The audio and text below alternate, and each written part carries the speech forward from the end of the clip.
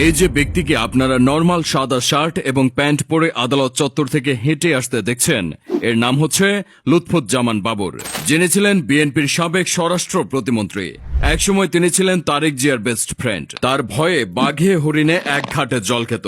আর সেই বাবর সাহেব আজ 2টা মামলায় ফাঁসির আসামি। নিঃসঙ্গভাবে কন্ডেম সেলে দিন পার করেছেন তিনি। রিমান্ডে বাবরকে টর্চার করে 21 আগস্টের গ্রেনেড হামলার মামলায় তারেকের নাম জড়াতে বলেছিলেন পুলিশ, কিন্তু তিনি একবারও তার নাম বলেননি। একটা সময় তিনি তার চুলে জেল দিয়ে মাথার চুল খাড়া করে রাখার স্টাইলটা বাংলাদেশের জনপ্রিয় করেছিলেন। উদ্ভট ইংলিশ কথা বলার জন্য বেশ আলোচিত হয়েছিলেন তিনি। তার মধ্যে অন্যতম হচ্ছে এটি। না, শত্রু আইডেন্টিফাইড না, উই আর অপম্যান, উই আর লুকিং ফর শত্রু। এই ভিডিওটি আপনারা ফেসবুকে অনেক দেখেছেন। এটা অনেক ভাইরাল হয়েছিল। সেই সময় এই কথার জন্য তিনি অনেক সমালোচিত হয়েছিলেন। তবে বর্তমান স্বরাষ্ট্র মন্ত্রণালয় যেরকম মিডিয়ার উপর হস্তক্ষেপ করে, কিন্তু লুৎফুজ্জামান বাবর, যিনি স্বরাষ্ট্র প্রতিমন্ত্রী থাকাকালীন কখনোই মিডিয়ার উপর হস্তক্ষেপ করেননি। পত্রিকা কিংবা টিভি মিডিয়াতে কথা বলার স্বাধীনতা ছিল। 2018 সালে তার যেদিন ফাঁসির রায় দিয়েছিলেন আদালত, সেই দিনই ছিল লুৎফুজ্জামান বাবরের জন্মদিন। কারাগারে থেকেও তিনি দিন দিন আরো জনপ্রিয় হয়ে উঠেছেন। আজকে আমরা জানব লুৎফুজ্জামান বাবরের জীবনী সম্পর্কে। লুৎফুজ্জামান বাবর জন্মগ্রহণ করেন 1958 সালের 10 অক্টোবর নেত্রকোনা জেলার মদন উপজেলায়। তার শৈশব কাটে ঢাকার মগবাজার এলাকায়। তার পিতা এ কে লুৎফুর রহমান, তিনি ছিলেন মূলত একজন সাবেক পুলিশ কর্মকর্তা। মা জোবাইদুর রহমান ছিলেন একজন গৃহিণী।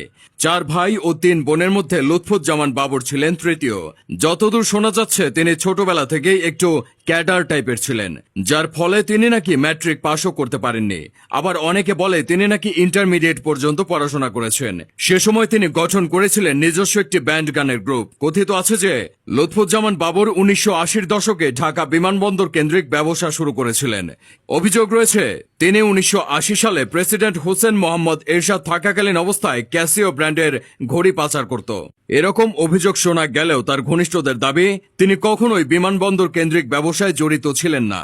লুৎফুজ্জামান বাবর 1991 সালে 5ম জাতীয় সংসদ জাতীয় নির্বাচনে স্বতন্ত্র প্রার্থী হিসেবে আনারস প্রতীক নিয়ে নেত্রকোনা 4 আসন থেকে সংসদ সদস্য নির্বাচিত হয়েছিল। 1992 সালে তিনি বিয়ে করেন তাহমিনা জামান শ্রাবণীকে। এই দম্পতির বর্তমানে একটি পুত্র এবং একটি কন্যা সন্তান রয়েছে। এরপর 15ই ফেব্রুয়ারি 1996 সালের 6ষ্ঠ এবং 2021 সালের 8ম জাতীয় সংসদ নির্বাচনে বাংলাদেশের জাতীয়তাবাদী দলের প্রার্থী হিসেবে নেত্রকোনা 4 আসন থেকে সংসদ সদস্য নির্বাচিত হন।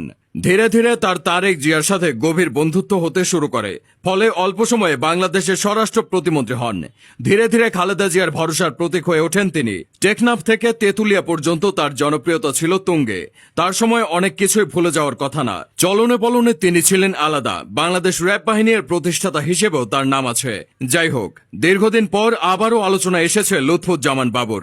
লুৎফুজ্জামান বাবরের বিরুদ্ধে সবচেয়ে বড় অভিযোগ হচ্ছে ভারতের 7 সিস্টার নামে পরিচিত 7টি রাজ্যের বিদ্রোহী দল গঠন করে ভারতকে অস্থিতিশীল করার প্রচেষ্টা।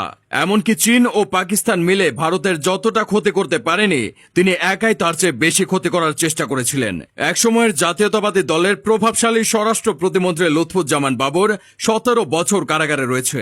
তাকে সর্বশেষ জনসম্মুখে দেখা গিয়েছিল 2021 সালের অক্টোবরে দুদকের একটি মামলায়। আদালতে হাজিরা দেওয়ার সময় তাকে দেখা গিয়েছিল। এখন তিনি কেরানীগঞ্জের ঢাকা কেন্দ্রীয় কারাগারে রয়েছেন। ফাঁসির রায়ের চূড়ান্ত নিষ্পত্তির সময় গুনছেন। প্রিয় দর্শক, আপনি যদি বাবরের মুক্তি চান তাহলে কমেন্টে #বাবর লিখে দিন। অন্তর্বর্তী সরকারের শপথের 2 দিন আগে ভারতের সংবাদ মাধ্যম এনডিটিভিতে দেওয়া সাক্ষাৎকারে নোবেল বিজয়ী ডক্টর মোহাম্মদ ইউনুস বলেন, ছাত্র আন্দোলনের কারণে বাংলাদেশের চলমান অস্থিতিশীল অবস্থা নিয়ন্ত্রণ করা না গেলে সেটার প্রভাব গিয়ে পড়বে মিয়ানমার, ভারত সহ ভারতের 7 সিস্টারে। তার এই বক্তব্যের পর হঠাৎই সামাজিক যোগাযোগ মাধ্যমে লুৎফুজ্জামান বাবরকে নিয়ে আলোচনা করতে শুরু করে। ডক্টর ইউনুস যে 7 সিস্টার কথা বলেন সেটা আসলে কি? কেনই বা বাংলাদেশে অস্থিরতা তৈরি হলে 7 সিস্টারে তার প্রভাব পড়বে? চলুন তার বিস্তারিত জেনে নেওয়া যাক। ভারতের অরুণাচল প্রদেশ, আসাম, ত্রিপুরা, নাগাল্যান্ড, মণিপুর, মিজোরাম ও মেঘালয়, এই 7টি রাজ্যকে একত্রে 7 সিস্টার বলা হয়ে থাকে। অনেকে মনে করেন লুৎফুজ্জামান বাবর ভারতের সরকারের কাছে একটা আতঙ্কের নাম। লুৎফুজ্জামান বাবর সেভেন সিস্টার্সকে বিদ্রোহী দল বানিয়ে ভারতকে অস্থিতিশীল করতে চেয়েছিলেন। 2004 সালে তিনি 10 ট্রাক ভর্তি অস্ত্র, গোলাবারুদ, রকেট লঞ্চার ইত্যাদি ভারতে পাঠাতে চেয়েছিল। তখন তারা নিজেদের দেশে গৃহযুদ্ধে অবতীর্ণ ছিল। অরুণাচল প্রদেশ, আসাম, ত্রিপুরা, নাগাল্যান্ড, মণিপুর, মিজোরাম ও মেঘালয়কে মূল ভারত থেকে আলাদা করতে চেয়েছিল তিনি। আর সেখানে আন্দোলনকারীদের 10 ট্রাক অস্ত্র সরবরাহ করতে চেয়েছিলেন এই বাবর, কিন্তু শেষ পর্যন্ত তা করতে পারেননি। সে সময় যদি এই অস্ত্রগুলো ভারতে প্রবেশ করত, তাহলে ভারতের পরিস্থিতি কেমন হতো তা ভাবতেই গা শিউরে ওঠে। তিনি ছিলেন এমন একজন ব্যক্তিত্ব যিনি ভারতকে হুমকি দিয়েছিলেন। তখন বাংলাদেশের কেউই এই সাহস দেখায়নি, এমনকি এখন পর্যন্ত বাংলাদেশের এমন সাহস কারোরই হয়নি।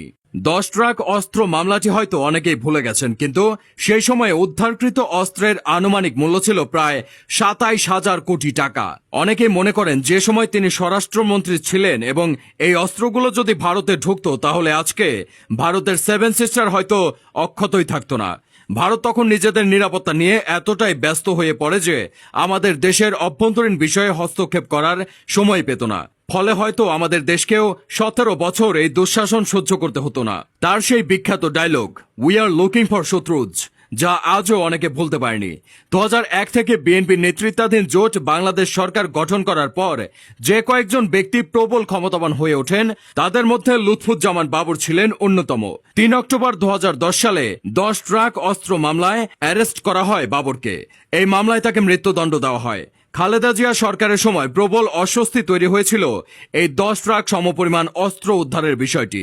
10 ট্রাক অস্ত্র উদ্ধারের আগে থেকে বিএনপি সরকারের সঙ্গে ভারত সরকারের সম্পর্ক খুব একটা ভালো যাচ্ছিল না। এর মূল কারণ ছিল নিরাপত্তার সমস্যা। ভারতের উত্তর পূর্ব অঞ্চলের 7টি রাজ্যে নিরাপত্তা নিয়ে বেশ চিন্তিত ছিল। ভারতের অভিযোগ ছিল দেশটির উত্তর পূর্বাঞ্চলে বিদ্রোহী গোষ্ঠীগুলোকে উস্কানি দিচ্ছে বিএনপি সরকার। এরকম অবস্থায় 10 ট্রাক অস্ত্র ধরা পড়ে। প্রিয় দর্শক, এটাই ছিল মূলত লুৎফুজ্জামান বাবরের জীবনের মূল কাহিনী।